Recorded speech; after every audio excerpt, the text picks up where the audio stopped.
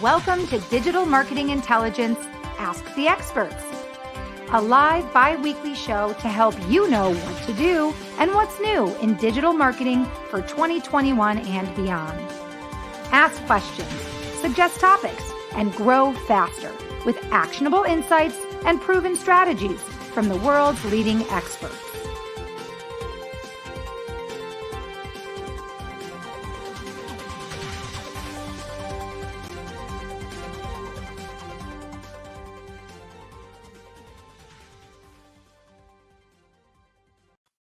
Hello, everybody, and welcome to Digital Marketing Intelligence for Entrepreneurs Ask the Experts. My name is Marissa Morgan, and I'll be your show host. I'm also the Business Development Manager at Engage. On behalf of myself and the entire team at Engage, I want to welcome you to today's show. Everyone is really excited about today's topic. We've had an incredible attendee sign up for today's talk. So if you're joining us, I want to welcome you. We're excited to have you here. And I also want to remind you that one of the ways to encourage engagement on our LinkedIn pages is by sharing content. So as I dive into today's topic and I introduce you to today's special guest, I want to remind you that you can share this talk right now to your very own LinkedIn page to let your network know that you're listening, you're watching, and let your network know what you're interested in. And that may also help to boost engagement on your page. So as we dive into today's special show with our very special guest, go ahead and share the link for this show right to a post on your LinkedIn page and get your engagement up a bit. And today's topic is how to use A/B testing to increase your conversion rates up to 30% or even more. So that is going to be today's talk. I'll introduce our special guest in just a moment. But I also want to remind you to stick around because after today's talk with our guest, I will bring you our Engage digital marketing news piece of the week. And we're currently talking in a series of tips on how to get more engagement on your company LinkedIn page. So if you're scratching your head wondering, how do I get more engagement on my company LinkedIn page? You definitely want to stick around for today's Engage digital marketing news of the week. Awesome. I already see comments popping up in the comment section. So I do want to encourage you to join us. We are a global show. Leave your comments in the comment section. And as we get going into today's talk, if you have any questions for our guest, we are an interactive show. So pop those questions in the question and comment section below as well. Okay. Before I introduce you to our guest, I do want to mention that all of today's wonderful, insightful, indispensable information is brought to you by Engage. We are a free forever suite of premium communication, sales, and marketing tools to help you grow and scale your business and also help you boost your customer experience. Because in today's competitive marketplace, we all know that optimizing your customer experience is a big piece in the game. So here's a little information about what Engage can do for your company to help optimize your customer experience. We can help provide convenience for your customer by engaging customers where they are, whether that's on your website or different social media outlets. We can help build trust by personalizing engagement and product recommendations. And our software, which is a cloud-based platform, is free. And customers will love being able to message you and how quickly you'll be able to respond through our platform. Another not optimal, that's not the right word. One of our upgraded features as well that we launched just last month for our subscribers is something called Engage Live. Now, Engage Live is an opportunity for an optional upgraded service for you to purchase our production skills to help you create your own live stream, which is what we're doing right here today. We can help you with a proven show strategy. We can help you by giving you access to streaming software, create email, script, and media templates that we can provide to you. Maybe you need a show moderator, somebody to host your live stream show or conduct an interview. We can provide you with a show moderator. We can help promote the show, give you links to the repurposed video, and We're going to learn about analytics today and why they're so important. We'll also give you access to analytics. Now, why is live streaming so important in today's digital marketing era? Well, live streaming helps you build trust and sell more, engage with unlimited leads, and also, of course, expand your reach, which will help you scale faster.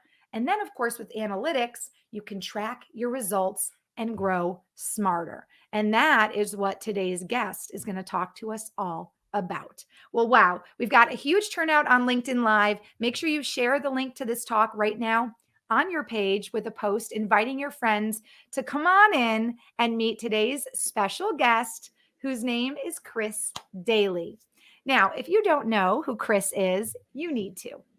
Chris is a digital marketing entrepreneur, a very much acclaimed speaker, and something he likes to call a neuromarketer, which we can maybe learn a little bit more about what that means when Chris gets into his talk.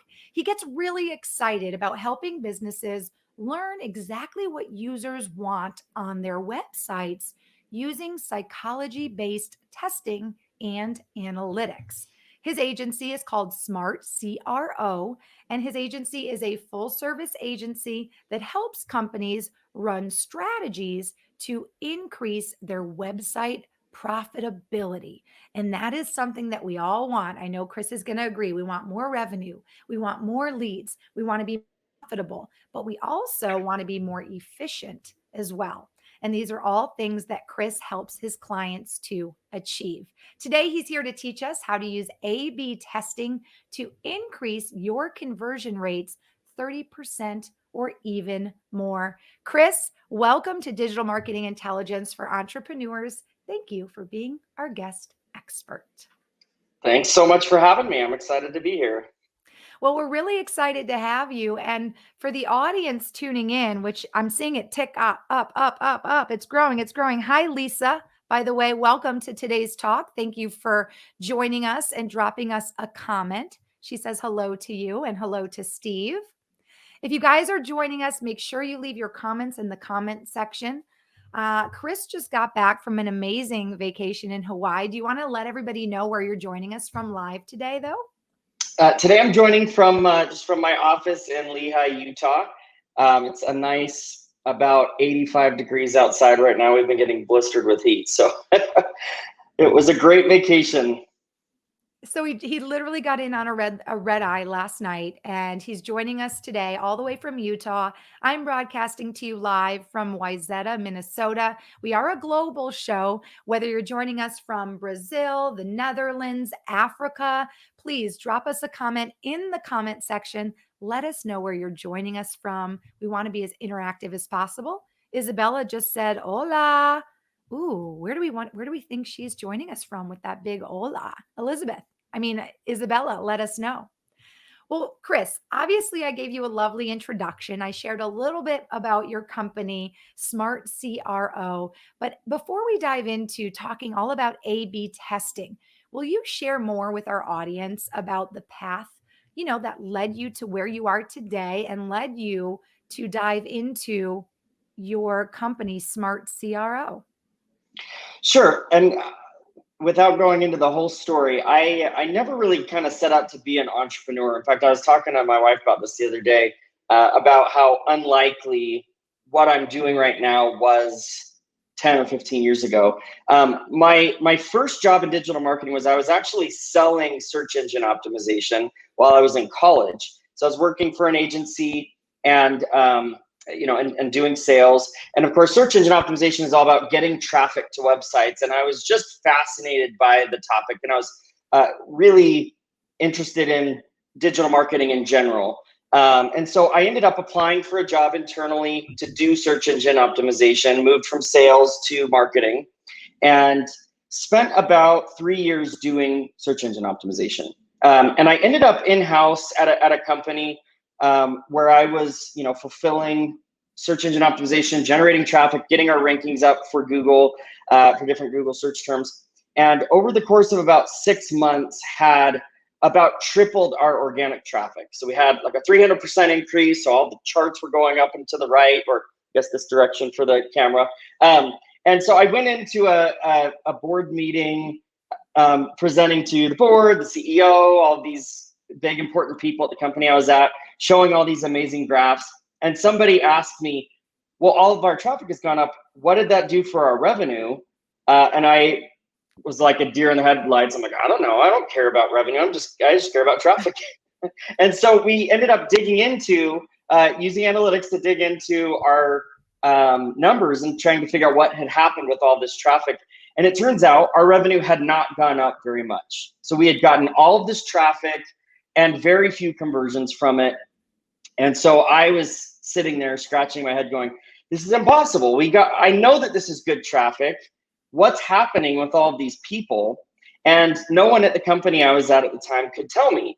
The designers would tell me that our website looked fantastic. So of course it's not the design. And our developers would tell us the site's not broken. We have a 99% uptime and everything works great. And the marketers and the content people told us our content was great. So if everything's great, then why are people not converting? Right? And that was the question that just drove me absolutely bonkers. And so I did some research on Google. I discovered A/B testing and conversion rate optimization and started poking around, doing some stuff. I ran my first A/B test at that company and improved conversion rates by about 20% on our first A/B test.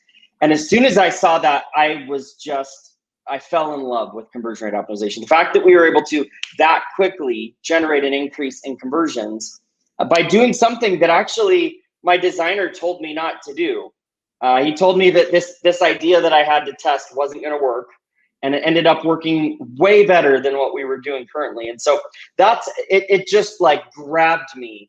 And so I transitioned from doing search engine optimization to conversion rate optimization. I've been doing this now for about 8 years.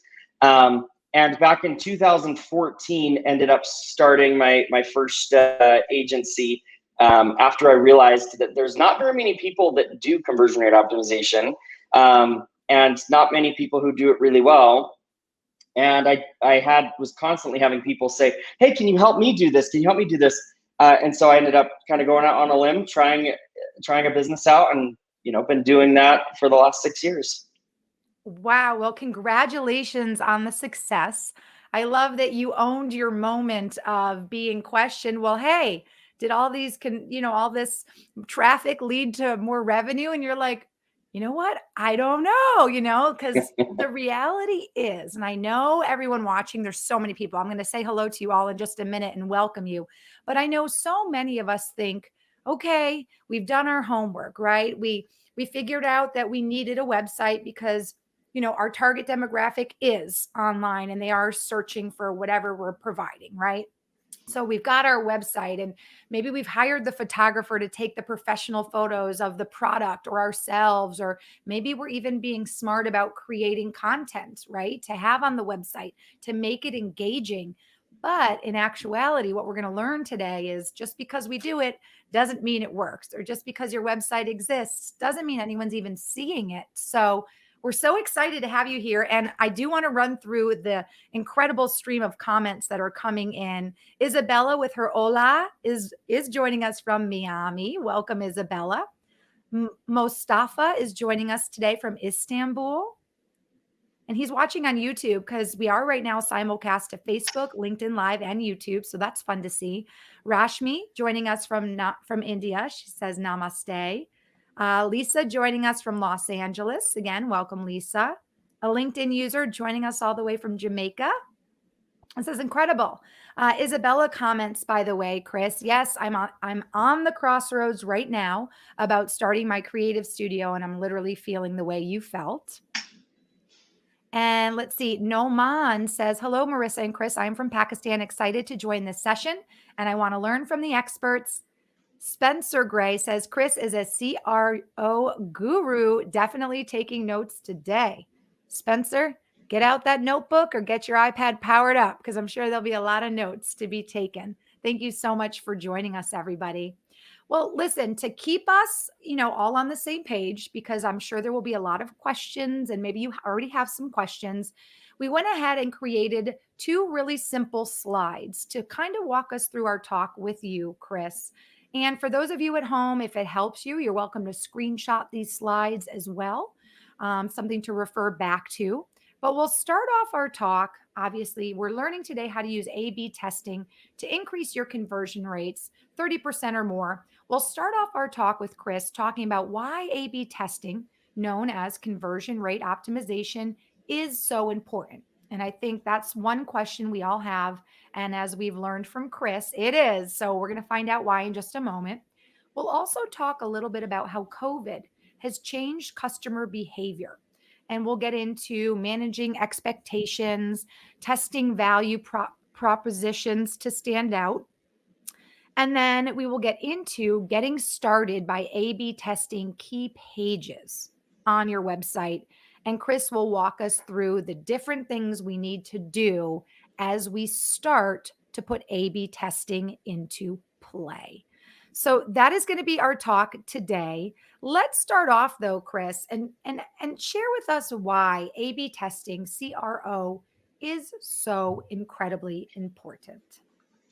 Yeah, and let me start this out just by I'm going to just tell a quick story. So I met a company about 6 months ago or so who were crushing it. They were selling a physical product, so they're an e-commerce company selling a physical product. They had started on Kickstarter and then transitioned to a traditional, Shopify website, and they were crushing it. They were doing really well.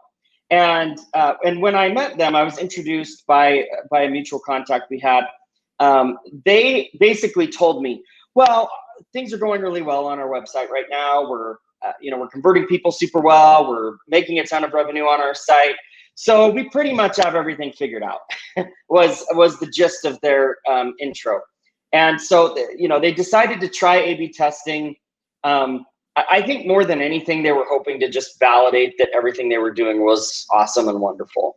And so the first challenge that I had to overcome was actually their own bias. Their bias was everything we're doing is great, so how could we possibly improve anything? The next challenge that we had to encounter was they had this really great creative team that had spent a ton of time doing research into what they thought the customers wanted from the website. So they had this extensive presentation that they could give me into, well, we talked to all of these customers and they said they want this and this and this content. And they said that they need to see the content in this order on the website. And so here's why we put this stuff on the home page. And here's why we put this stuff on our product pages. And here's why we have this information in our checkout flow. And so they had all of this stuff that sounded like data, but it wasn't data. It was, all this stuff was anecdotal. It was just customers' opinions about what they thought they wanted. So they had all this stuff that they thought was data backing up what they should be doing.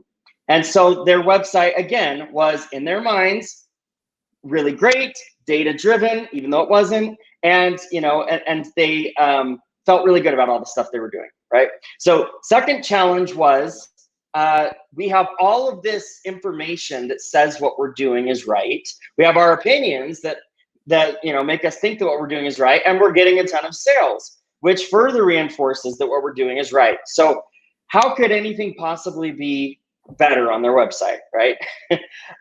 So we came in, and one of the first tests that I like to run for my clients is what I call existence testing, where we go in and we test strategically removing different elements on their website. So, we'll go through the homepage and say, what are all the things that you have on your homepage? You have a hero banner, you have a video, you have all these different sections all these different content sections that describe your product or service. So we went through and tested removing some of these things and on various pages of their site. And come to find out, on their product page, almost all of the content that they had on the product page was actually hurting conversion rates. Or in other words, when we removed stuff from their product page, conversion rates went way up. In fact, in 1 month, in our very first month of testing, and this is not typical for my clients, but in our very first month of testing, we made $100,000 in additional revenue just by removing things from their product page. So we come in and go, okay, what are the things that were hurting conversion rates most? Well, some of the things were videos. The videos were actually really hurting conversion rates. They had information sections about their products. They had Aside from their main product image gallery, they had a bunch of other product images down below, and those were hurting conversion rates. And the bottom line was all of this stuff that they thought was helping conversions actually wasn't. And so I came back and presented this data to them and said, hey, we tested your current site against this version that didn't have this image gallery, and it converted 25% better.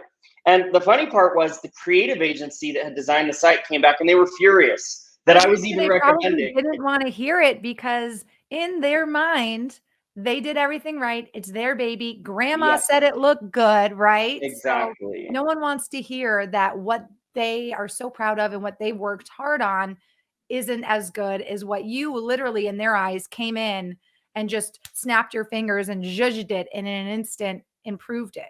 That's so crazy. Yes. Yeah. Yeah. And so in my mind, like this kind of demonstrates why CRO is so important. What CRO does is it cuts through all of the crap that we have as business owners, as marketers, all these assumptions that we build up about what works and what doesn't.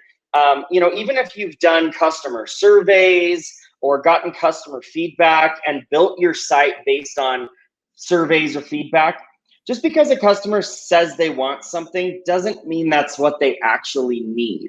Harvard did an interesting study a while back that found that 90 to 95% of purchase decisions occur in the subconscious brain. Or in other words, when we purchase something, we're only aware of about 5 to 10% of why we actually bought it. The rest of it, all of the stuff that really goes into us buying something is subconscious, right? So this is where that term neuromarketing comes in. Is CRO, in my opinion, is about figuring out what is it that actually has to happen mentally for someone to purchase something. What do they need to see? What does the experience need to be like? What is the order that they need to see things in order for them to actually make a purchase decision? Or if you're a lead gen website, in order to sign up for something. I love that. So you're saying 90% of what happens to make a purchase is actually happening in our subconscious. So hence the term neuromarketing and neuromarketer. One thing that I thought was so clever, smart, funny was when we first met on Zoom, Chris, you said you consider yourself, and I wrote this down, a website gold miner. That you literally go to your clients' websites and you essentially dig for the gold. You go through piece by piece, dissect what's there. And as you just shared with us in that example, by running certain A/B tests, you can figure out what is working, what is not working, and you can really kind of cut through the BS, So that's pretty incredible. Well, and one of the things that I'll just add quickly on that, on kind of the gold mining analogy, is what a lot of businesses do when I first start working with companies, a lot of times they have in their mind like the thing that they should be working on to increase conversion rates. And it's often, whatever their biggest competitor's doing, or some fancy new feature that came out on Shopify or WordPress or whatever. And a lot of times, and the way that I relate that is, if you were mining for gold and you already have this assumption of this is the next big thing for my website, that's like going to some mountain and just digging a hole and just making a mine there, right? And the truth of the matter is you have no clue what's in that spot that you started digging in, right? You just like start digging a hole and there's very little chance you're going to find gold. When gold miners go out to actually mine, they actually drill a bunch of holes all over a mountain. They drill little holes everywhere and they sample and find out where is the gold. And then they go and build the mine where the gold actually is. And so that's kind of what I do with testing. That's why I start with these removal tests, is because I want to figure out what's the stuff that actually matters to customers. It's probably not the stuff that you think matters to your customers. Sometimes it is, but more often than not, it's the littler things, the things that you might just think are a given on your website, or maybe things that you don't think are all that important. And once you find what those things are that move the needle on your conversion rates, then you can start testing the crap out of that stuff and you can go and actually mine that gold. So you just answered the question, starting with your example and then kind of digging into it.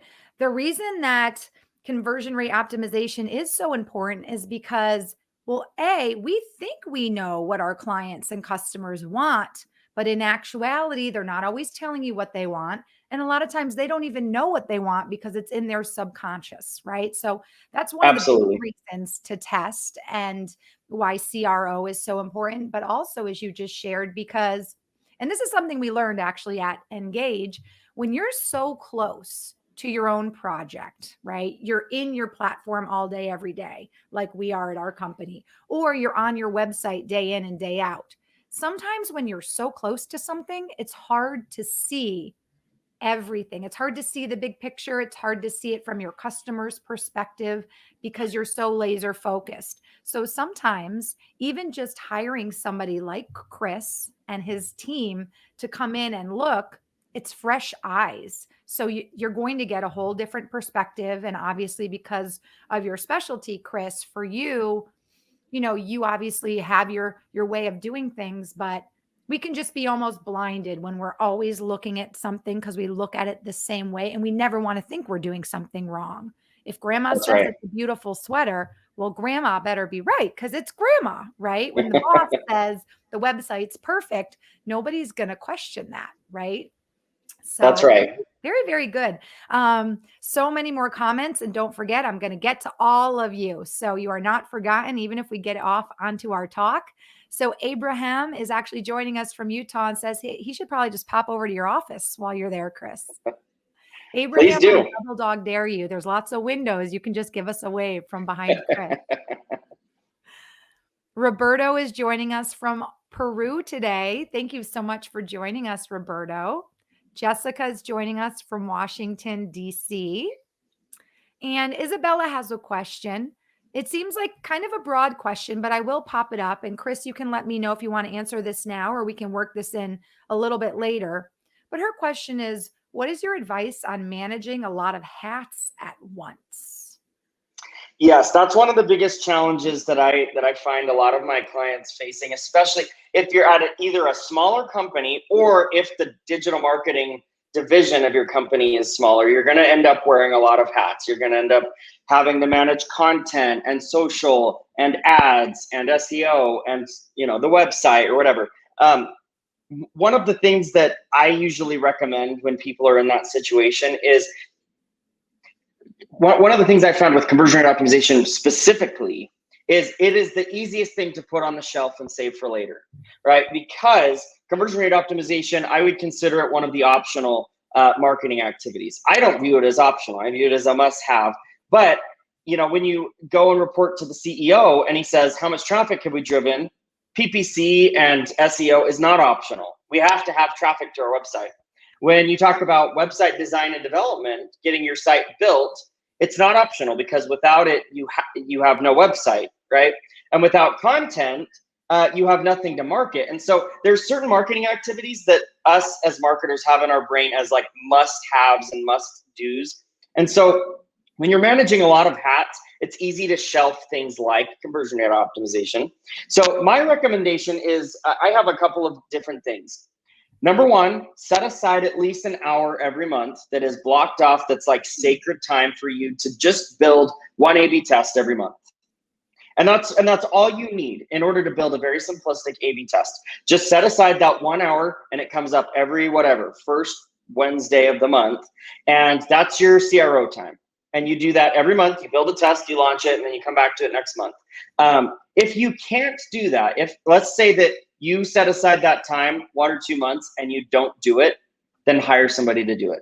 It's really easy. That's where a lot of my clients end up hiring me, is because they'll say, well, we started doing this on our own, and over the last year, we've run 3 A/B tests, and it just ain't gonna cut it. And so if you're not doing it, if it's something that you keep meaning to do and you're not, then hire somebody else to help you do it. Because when you hire somebody that's like an agency or consultant or whatever, that's their sole focus, and they'll make sure it gets done. And so those are kind of my 2 recommendations.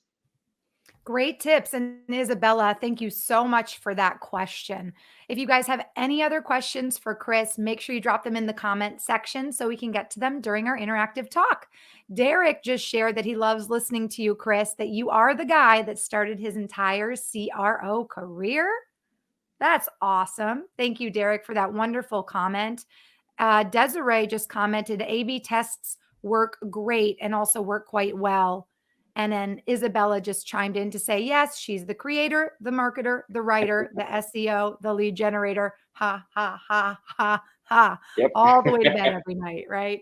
I get it. A lot of us, especially as entrepreneurs, right? Small business owners, startups, it is very common for so many people in that world to be taking the risk. And part of that risk is wearing so many different hats.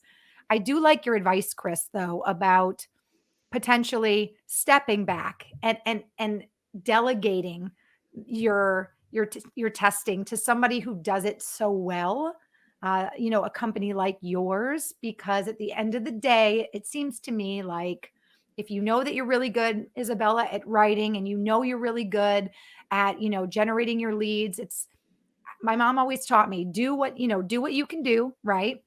And do what you do best and leave the rest to somebody else who can do it better than you, because ultimately that gives you more time to do what you do best, right?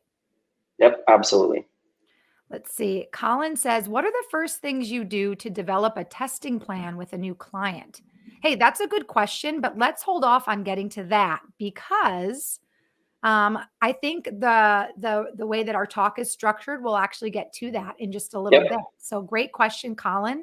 Stay tuned because we're going to answer your question in just a moment. Let's talk now about how COVID has changed customer behavior, managing expectations in the view of scarcity, and testing value propositions to stand out. How have you seen COVID affect not only the digital marketing world around us, but the business for your clients and the perspective of people when they are shopping, purchasing, looking at stuff online? Yeah. So, I mean, we all know COVID has pretty much changed everything. It's changed, it's changed most business models, the way that you have to work and operate with the constraints that COVID has put in place. It's changed the way that we work, and it's changed where we work from, and all these different things. So there's tons of things from a online behavior perspective. Here is what I've seen over the last year or year and a half. When COVID hit, there was a lot of my clients will tell me kind of the same story. When COVID hit, or right after COVID, there was just a huge influx of online everything. People were signing up for everything online because you couldn't, people were purchasing everything online because you couldn't find anything in the stores, and you couldn't go to the stores, and you couldn't do a lot of stuff. So people turned to online shopping. And so online e-commerce platforms had a huge spike, like record-breaking sales. Most of my clients were record-breaking sales last year by a long shot, and that was insane. And that caused a whole host of problems, but it also created, this massive new audience that you had. For lead generation companies, if you were a services business, if you were a local services business, most local services businesses had customer outreach through the roof as well, because people are stuck at home, and so they're deciding to remodel their homes. They're deciding to get more furniture. They're deciding to fix that sink that finally that's been broken for all these years or whatever. And so plumbers and painters and construction people, I mean, all these different people had business through the roof. And so there was almost such a demand, such a huge influx of demand, that businesses, a lot of my clients felt kind of invulnerable at that point, where it was like, our biggest problem is we can't get product fast enough to service our clients, right? And so a lot of businesses kind of just assumed that was going to persist. The problem is a lot of that didn't persist. A lot of this initial influx, things spiked and persisted for a few months, but then there was a bunch of problems that happened. Number one, for e-commerce companies, they had so much demand that they ran out of stock and inventory. And then it became hard to get stuff back into stock and back into, your inventory. And so now they're having to sell fewer products or scale down their marketing spend so that they don't oversell product that they don't have. So there was all sorts of COVID limitations. I was going to say, I want to call it like the COVID conundrum, because so many businesses experienced such a huge surge of orders, but nobody was ready for that. And then on top of that, then you add the lockdowns and things shutting down and the logistics issues. I know my Yeah. fiance and I are still waiting for a couch we ordered in March. Oh yeah. March. Oh my Oh goodness. yeah. And we know that it was actually made and it was ready a month ago, but now it's still at the warehouse because the warehouse is so pushed back because of logistics issues. So it's really Yep. quite incredible. So we'll call it this COVID conundrum. So then what happened? So now everybody's kind of stuck. What did you see happen next when everybody had this big realization that, oh my goodness, I can't keep up. Logistics can't keep up. I can't get the product in. I can't sell as much, even though I wanted to. Then what happened?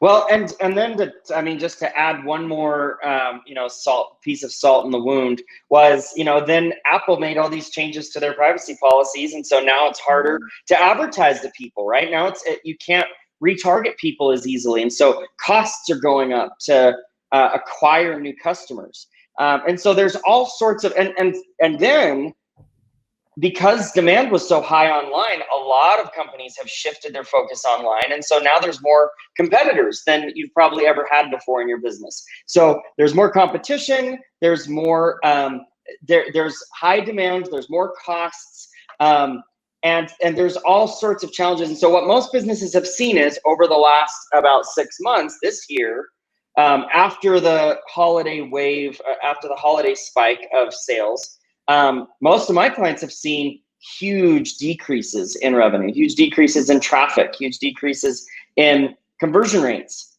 And so that initial spike that we saw in conversions, where like last year it was like you could sell anything. You could sell a box of air to somebody and they would buy it just because you had Is it. it COVID-free air? Yeah, Amazing. exactly. I'll take 5, one for every member of my family, right? Exactly. Right. And so where last year you were like invulnerable, this year it suddenly is harder than ever to convert people and to kind of course correct where things are.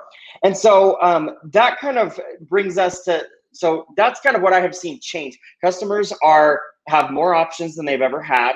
Customers are kind of impatient because it's really hard to find product. And so there's some impatience, and yet there is sort of an expectation. Like you mentioned, you ordered a couch in March, you still don't have it.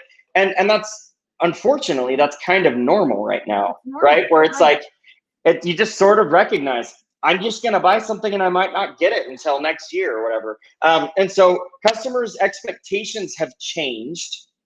And so now it becomes our responsibility as marketers to go, okay, our customers' behavior is different. Their expectations are very different. Their number of options have dramatically increased. And so us as marketers, we need to now shift our focus. Whereas before it would be just, getting our product out there and talking about how great it is, now to addressing some of those customer expectations, some of those changes in customer behavior. So I could talk about a couple of specific stories that address some of those issues or things that marketers can do, but I don't know if you have any specific questions or comments on kind of the COVID conundrum that we just outlined. COVID conundrum.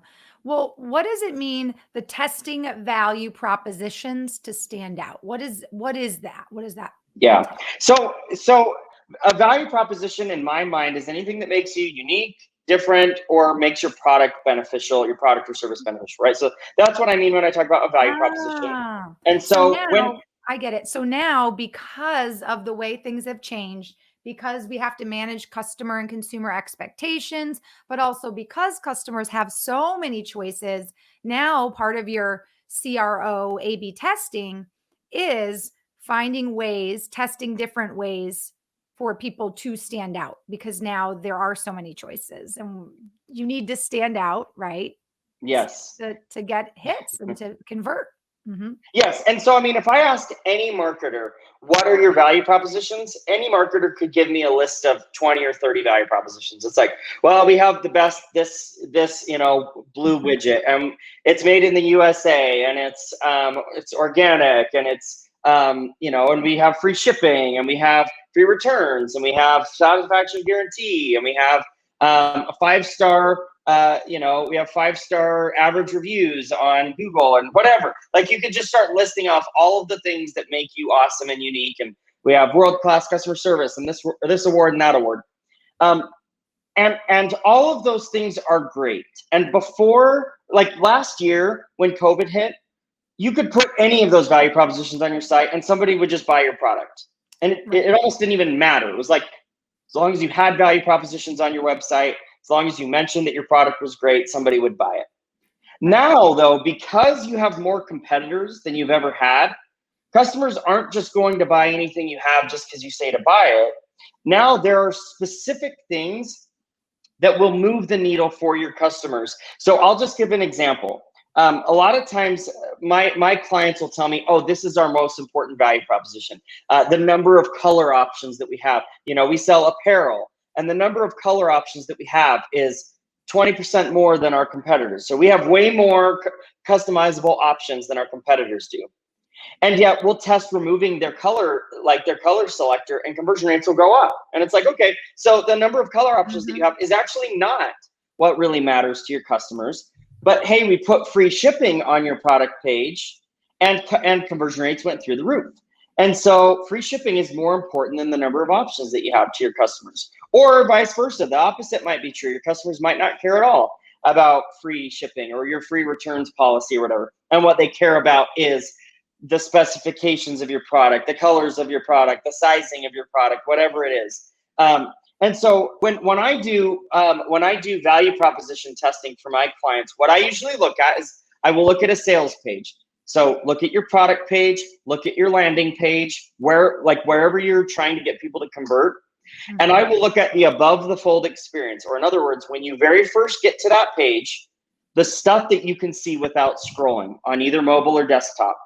You're usually going to have at least one value proposition in that above the fold section. If you don't have a value proposition above the fold, then that's the first thing that you should test, is putting something above the fold. Right. Oh my gosh. Go ahead. Sorry. But if you have something above the fold, then what I usually start with testing is, okay, what is the value proposition that we have here right now? Let's just define it. So free shipping, best in class, whatever, 5 stars, best customer Chris reviews, Dayley whatever. awarded it the 5 out of 5 stars. Exactly. So you take that and you say, okay, that's one value proposition that you have. And so one thing that I have my clients do is list out all of your value propositions. So make a list of all the things that make you unique, make you awesome, make customers want to purchase you, make you better than your competitors or whatever. And then just start creating some A/B test variations where, okay, this one is our best, our great reviews. The second variation of my product page is going to focus on our free shipping. So the third variation is going to focus on our free returns, and so on and so forth. And you end up with whatever, 5 or 6 different versions of your sales page that each focus on above the fold one specific value proposition. And what I have seen is these tests over the last year, the mileage, like the amount of impact that you get from one of these types of tests, has doubled or tripled in the amount of impact these types of tests have for my clients. I have value proposition tests where we'll just swap out a value proposition and conversion rates will increase by 20% just by switching out that initial value proposition you see on your sales page. So this is super, super important for you to figure out. If there's one thing that I say to my customers when they first get to this sales page, what is the most important first thing that I should be saying about my product? Perfect. And that makes complete sense, because what do you want your customer to know? It is the most important thing about your product, right? We just got a great comment, so I want to share that. It's so nice. AJ Wilcox just shared that you are his favorite marketer. And if you guys, AJ's my favorite marketer. Oh, I love it. Same, AJ. Chris says same. If you don't know who AJ is, he's actually the world's leading authority on LinkedIn ads through the agency that he founded called B2 Linked. So if you don't know who AJ is, it's really quite amazing that you are joining us today, AJ. Which reminds me, speaking of LinkedIn, we're going to share Chris's contact information at the end of our talk here in just a little bit. This is a great time for us all to connect, to network, to share experiences with each other. So if you haven't yet connected with Chris, we'll share his information shortly. If you've not yet connected with us, engage and checked out our platform, let me just quickly pop up our website for you guys. So you can screenshot this and check it out after our talk. It's www.ngage.com. And then our LinkedIn is going to be, our company page is also Engage. And on our company page, we'll also keep you posted on details of all of our future talks. And if you're just joining us now and maybe you missed the beginning of our talk today with Chris, we'll also share the replay of today's talk on our Engage company page as well. AJ, thank you so much for joining us and for that great comment. Chris, you already dived in a little bit, or dove in, I think is the proper English, to what we're going to do to get started with A/B testing on our websites. And you talked first about this idea of, putting in a list our top, propositions of, the top things that are really the bragging points, right, about our products. Let me go ahead and pop up for our viewers our banner here, or our slide. So let's talk just a little bit more about this. So making lists of elements on your product or landing page, as you mentioned, I mean, you kind of already went through this with the idea of the propositions, but is there anything else you want to talk to in regards to getting started with A/B testing on your website? And then obviously I love that we're asking you, when do we stop testing? And you're like, never. But do you want to share anything else in terms of how to get started with A/B testing on your website? Yeah, and I think there was a question earlier about where do I typically start when I'm engaging with clients, and so the first. Yeah, it was. Let's go ahead and pop that up, because I think that's a great question to get us to this point. What are the first things you do to develop a testing plan with a new client? Yeah. So actually, the first thing that I do is I decide what pages am I going to test. So, if you have an e-commerce website, if you have a lead generation website, there's a variety of different pages that you could test. You don't want to test every page. And in fact, you probably don't want to test the pages that you think you should test. A lot of times I'll have clients that come to me and say, oh, let's test our checkout page first. And the checkout page is not a great place to start testing. Even though it's at the bottom of the funnel and you would think that would be a great place to increase conversion rates, checkout pages are really hard to increase conversion rates on, and they typically get the least amount of traffic of any page on your site. And so what I typically do is I start with the top 2 or 3 pages that get the most traffic. So a lot of times that's your home page, your landing page, your sales page, whatever it is, and then something like your product pages. Or something like that. So you want to decide what pages should I test based on what pages get the most traffic, because that's where you have the most eyeballs. That's where you can make the biggest impact. And then the second thing I do is, like you had on your bulleted list there, I make a list of all of the elements. So all of the sections of content on a page. Okay, so I mentioned the removal tests where I test removing content on a page. That's where I'll just go through and I'll say, okay, the first section that I have on my home page is my hero banner. The second section that I have is my accolades section, where I mention how many reviews I have and all of the news outlets I've been featured on. And the third section, this third content section I have is my video, and so on and so forth. So you end up with a list of 8 or 10 sections of your homepage. Okay. So, and again, I'm just using homepage as an example, but list out all of the elements and then use an A/B testing tool. So I love using Google Optimize. Google Optimize is a free A/B testing tool you can install on your website. It uses Google Analytics for its tracking and analytics. And so it's really reliable. It's just a really great tool. So get an A/B testing tool installed on your site. It takes about 5 minutes to install Google Optimize on your site. So it's not a difficult tool to get going with. And then kind of use that list of elements that you have and build an A/B test where you go through and remove each section of your homepage on a different variation. So you're going to basically build out different variants of your homepage. So you'll have your existing homepage, and that's going to be your original version, your control variation. And then you're going to copy it inside of Google Optimize. It's just going to let you click a button that says add a variation. You're going to add a new variation, and the first variation is going to be whatever the first section of content is you have. So variation 1 is removing my hero banner. Variation 2 is removing my news and accolades section. Variation 3 is removing my video.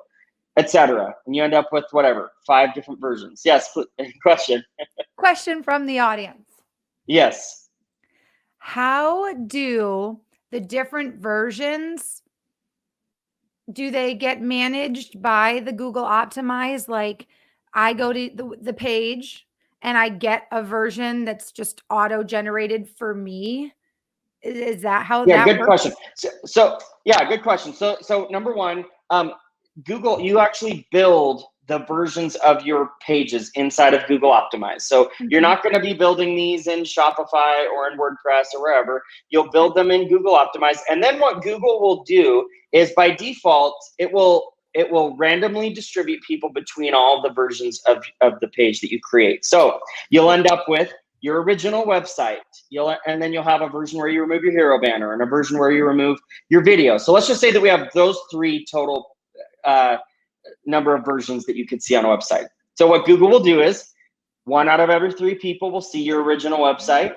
1 out of every 3 will get served up the version that has the video removed, and 1 out of every 3 will get the version that has the hero banner removed. And so Google is going to randomly distribute traffic between these, which again, that's your scientific method there of making sure that you have, some randomization in there, and that it's a blind test. Science. Yes. Right. Science It's a blind test in there, so people don't know that they're being tested. And then you track and you see how much revenue do each of them generate, right? And so over the course of a month, you'll say our original website generated $10,000 in revenue. Our version without the hero banner generated $15,000 in revenue or whatever. And so, hey, we know exactly how much of an impact that hero banner had, right? Brilliant. And so that's what you're going to want to do as you get started. Make that list, go in and just start building versions where you remove sections of content from your homepage. That's the drilling the holes around the mountain to find out where your gold is, right? That's you're going to get a sense for what's the stuff that matters on my page. What's the stuff that moves the needle when if I remove something and conversion rates go up, well, then that's a really easy winner. I just go and remove that thing from my site, and hey, now I have a better converting website. If I remove something and conversion rates go down, that means I've just struck gold, right? I've found some gold in the mountain, and now I'm going to go and test that thing. So if I found out that removing my accolades that has all my news and media mentions, if I remove that and conversion rates drop, I know that my customers care about my accolades. And so now I'm going to go in. Points, right. Yeah, they want all that juicy goodness. So my next test is going to be, let's test how many accolades we should display. Should we only have 1 or 2 or 7 or 12 or whatever? Should I have a customer review there or a big fancy logo or whatever? And so that's the mining for gold. Let's find out exactly what my customer wants there. Makes me think back to there was a video game where you mined for like lemmings or something weird. Oh yeah. I love this mining for gold, because you know what? Information, we always say information is the key, right? Information is success. Information. So the more testing you do, the more little nuggets of information or the nuggets of gold you get that you can put in your basket. And then ultimately you can make all the adjustments to your website with all those different nuggets of gold, take out all those lumps of coal, right? And then you have this website that's just converting faster than you can mine for the gold. Ooh, it gets me excited. Hey, David Malcolm, by the way, says, nice work today on the show, Chris, and it's great to learn from you again. Thanks, David. You guys, we popped in that tool into the chat, and if you did not get a chance to jot that down, it is called Google Optimize, a suggestion from Chris. Thank you so much, Chris. We are starting to wrap up our time together. So I want to encourage you, if there's any last questions you have for Chris, now is the time to drop them in the comments section. I do have a question from Chris Bradley. He would like to know, how long does it take for you to review a particular website's conversion rate analytics? Well, so there's, I think, 2 pieces of that question. One is when I initially start working with a client, when we're kind of doing an initial analytics review to get a sense for what's happening on the website right now. I mean, you'll take a couple of days to do something like that and just dig in to the data that you have. But once you have a sense for kind of what's happening on the website, the second piece to that question is, how long does it take to get good data from a test, right? To get good analytics data from a test, that usually, in my experience, depending on how much traffic you have, it'll take somewhere between 2 and 4 weeks. So you'll let a test run between 2 to 4 weeks, and you'll get, Google Optimize is going to calculate a statistical significance or a chance to be a winner. And that's gonna, again, usually I look for like a 90% or better statistical significance, and that will usually happen over the course of 2 to 4 weeks. So that you'll like I said, you'll just let the test run, let it gather data for a few weeks, and then once you have that statistical significance, you'll end the test and implement your winner and go from there. Love it. And remember, implement the winner, but it's always keep testing. It's like ABC, Exactly. always be closing from our movie buffs back in the day. That's right. Question from Spencer Gray. How do you convince a client that a small test is really impactful when they want a more attractive, shiny gold bells and whistles kind of test? Yes, and that is definitely a challenge, Spencer. And what I think what Spencer means with like a more attractive test, it's whenever you have a new CMO that comes in, they always want to push a big website redesign, right? Big website redesigns are really exciting. They sound really exciting. They sound really sexy, and it sounds like a really great idea. And so that's a lot of times when companies work with agencies, they want that big idea. They want that big, big, shiny, sexy new thing that they can do. It's part of the rebrand, right? And it's part of Yeah. that CMO wanting to take ownership and say, look what we've done, right? And look Yep. at, it's a big part of the ego as well. So what I say to my clients is, listen, before we do one of these big, huge, attractive initiatives, let's first find out what actually matters to our audience. Because if we go and do a big website redesign tomorrow, we don't have the slightest clue what people actually want on our website. We're just going to be putting lipstick on the pig, so to speak. And so let's first go through and run some of these existence tests. Let's go through and refine some of these things. Let's find out what actually moves the needle. Because in my experience, I actually see about 80% of the conversion gains that I see with my clients are from smaller tests. The bigger tests are usually not as impactful, and they usually don't hit the mark because, again, we're not even exactly sure what we're doing. We're just going and building a new gold mine somewhere, and it's not really based on any data. So that's kind of what I say to my clients is, before we do any of those big initiatives, let's first test the smaller things. Let's get the specific nuggets of information, and then we can compile all of those together into a bigger website initiative. That makes total sense. Great questions. Great questions, everybody. Mm-hmm. Abraham has another question. So you mentioned existence testing and value proposition testing. What are the other test types you have found to be most valuable? So one thing that, and I'll just be quick in the interest of time, one thing that is super valuable is what I call ordering tests, where you're testing what content should people see first, and then second, and then third, and fourth, and so on a page. So ordering tests are really, really helpful. So once you've removed all the stuff that hurts your conversion rates, then you're going to want to test what should be first on my page. So I'm going to test 5 different versions of my page where each of the sections is up at the top, right? Or is second or third or fourth. So I'm going to test what order all the content should be in. Those are extremely impactful tests. And then the other thing that I find that is really impactful is what I would call promotion testing. So if you have a site-wide promotion, 30% off, whatever, get a free quote or whatever, how do I display that site-wide promotion? What color should it be? What should it say? Should it display on every page of the site, or only on the home page, or only on a product page? Those types of tests are really, really impactful. Testing what exactly you say and do with your website promotions.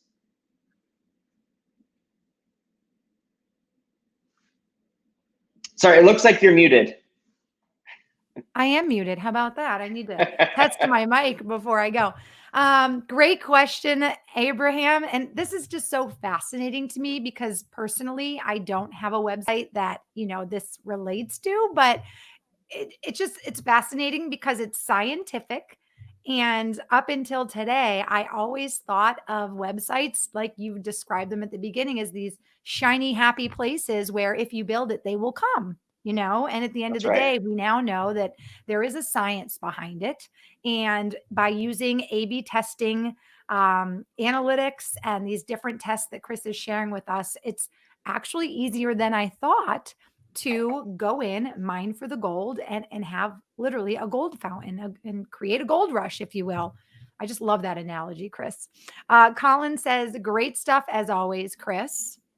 Hey, speaking of Gold Rush, I just got a phone call. That's why I was muted, that my couch is being delivered tomorrow. Yes. Yes. So maybe this was some good luck in this talk today, that I put it into the universe. Thanks. We waited They 5 heard me months. speaking to them. Yes, the COVID conundrum hopefully is coming to an end soon. You guys, I'm seeing a lot more questions. I will pop them up quickly, but I do need to let you know we need to start to wrap up our show with Chris. So Abraham has one more question. I'll get to that in a moment. He also says, thank you for that last answer, but let's answer this quick question from Rashmi, because it's, I think, a simple question. Rashmi wants to know, does A/B testing really only work for high traffic websites, or do they work for any and all websites? No, A/B testing is good for any website to do. So, I mean, you should start testing as soon as you start getting traffic to your website. It's just the more traffic you get, the more tests you can run, right? Because the more traffic you get, the faster you'll be able to get statistically significant results. The other thing I'll say is, if you have a low traffic website, you should run fewer test variations. And so, for a high traffic site, I'll run 4 or 5 or 6 different test variations on a single test. If you have a lower traffic site, anything under than like maybe 10,000 visitors a month, I would consider like a lower traffic site. Then you probably only want to run maybe 2 or 3 different test versions at a time. That way you're splitting your traffic fewer ways. And also, I just want to say, I'd be happy to answer if anyone else has any specific questions that they would want to reach out to me for. I'd be happy to respond to questions either on LinkedIn, or if people want to reach out to me via email. My email is chris@smart-cro.com. And so I'd be happy to answer other questions people have. And I do want to encourage our audience to connect with Chris after our show. Due to time, we do need to wrap this up. So you guys connect with Chris on LinkedIn. His LinkedIn link is there. It's Chris, CRIS Dayley, DAYLEY. Connect with him, and please message him when you ask for the connection. Let him know you saw him on the Engage Digital Marketing Intelligence webinar or talk. That way he knows exactly the information he's already shared with you, and he can better help you with any questions you might have. And let's talk about what our audience can find on your website, smart-cro.com, Chris. That is obviously the company you founded. That's right. Yeah. And so, I mean, if anyone is interested in kind of seeing what an engagement with with my company would look like, I do free conversion audits for websites. And so if someone wanted to go onto my site and fill out the form, I'd be happy to take a look at the site, give some recommendations, and then I can kind of put together and give an idea of what engagements look like. Awesome. A few more questions. I just want to say, Noman, we did answer the question you asked, and his question was, how long do you need to run an A/B test for some dependable results? And Chris did mention 2 to 4 weeks is a nice chunk of time. And so I hope that is helpful to you. And just another quick question, I think you can just chime in.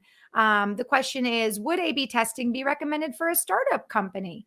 And I just think that answer is obvious. I think we learned a lot today, Chris, about the idea, and again, relating CRO to, mining for gold, being strategic, figuring out what works versus what doesn't. And if you're a startup company, in my opinion, I think, Chris, you'll agree, that's a perfect time to start the right way. If you're going to put a lot of effort into your website, let's make sure your website is filled with golden nuggets, right? Why waste time? And also, if you're in startup mode, you hopefully have a lot less assumptions than a bigger, more established company does. So it's a great time to go, let's found our culture around testing instead of around assumptions.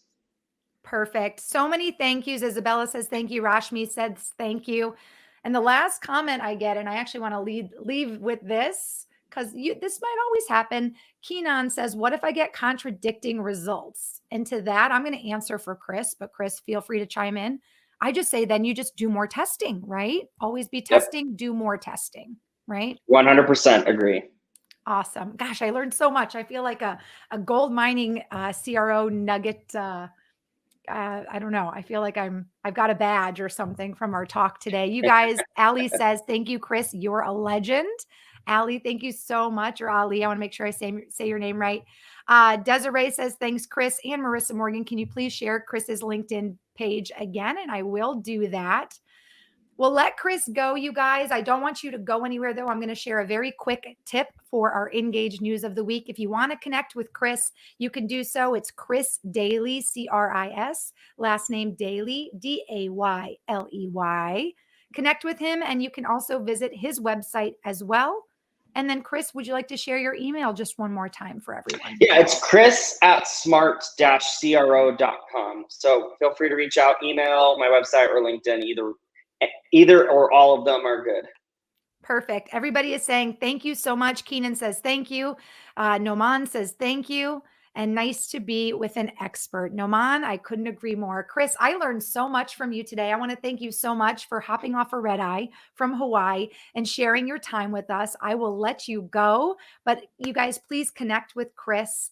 And Chris, I'll bid you adieu and invite everybody else to stick around for just another 60 seconds with me while I share our Engage News of the Week. Awesome. Thanks again for having me on. Chris, thank you so much. You guys, wasn't Chris such an amazing guest expert today? I really do feel like we all just earned our CRO, like Boy Scout or Girl Scout badge of honor. We learned so much. And that's what this show is all about. We have this bi-weekly show produced by Engage to give you insights, actionable takeaways, advice, knowledge. It's all about continued education because, as I shared earlier, information is power. And when you're building out your websites, whether you're an entrepreneur or you're just starting your company, doesn't it make sense to start the right way, right? With all these great nuggets of gold, figure out what works and get the conversion started right away. That's what it's all about. Well, I want to thank you for joining us. Don't go anywhere though. Right now, quickly, I'll make this quick. We've got our Engage Digital News of the Week. So this week's tip is the fourth tip in a 5-part series on how to get the most of your LinkedIn company page. Now, through analytics, we talked about analytics today, which you can access at the top of your page. You can view detailed aggregated data about the demographics and the traits of your followers and visitors from either desktop or mobile apps. In addition, you'll also be able to identify page followers so that you can view their profiles and message them to move them down your buying funnel. You'll also be able to identify which of your posts and updates are driving the highest engagement. And then with these insights in hand, you'll be able to continually optimize your page for better audience alignment with regards to post as well as paid ads. And if you missed it, AJ Wilcox, who is essentially the leading authority on LinkedIn ads, was actually in our talk listening in today. So check out AJ Wilcox, the B2 LinkedIn or linked agency, B2 linked agency on LinkedIn if you haven't connected with him as well. You guys, today was such an incredible talk. All of this valuable information is brought to you by Engage. We are the world's only free forever suite of premium communication, sales, and marketing tools. So check out our platform. There's great tools like a one inbox where you can stream all of your messages, whether they come from social media or your website or your email. We also have a program called Engage Live, which offers you tools to have Engage produce your own live stream. And we all know that the power of video and live stream right now is one of the top things you can invest in to go ahead and get more conversions and more engagements and obviously more leads and more revenue. Thank you so much, Michael, for joining us and letting us know you enjoyed the show. Also, Jessica says thank you to Marissa and Chris. Jessica, you are welcome as well. Listen, I want to encourage you guys to visit the Engage LinkedIn page where you'll find more information on our upcoming shows. Tune in Thursday for our guest expert, Peter Dickinson, will be joining us from the UK. and he'll answer the question, what's a digital marketing strategy? And he'll teach us why a digital marketing strategy is critical for growth in your business. So make sure to follow our page on LinkedIn to be notified of upcoming shows. And of course, if you have any sort of questions about the Engage platform, or perhaps you are interested in being a guest on our show or have a topic suggestion, I encourage you to go ahead and email me at marissa.m@engage.com. You guys, thank you so much on behalf of myself and the entire team at Engage. I want to thank you so much for joining our show. Please connect with myself, connect with Engage, and of course, please connect with our guest today, Chris Dayley. Have a wonderful afternoon, and we'll see you all back here on Thursday at 12 p.m. Eastern.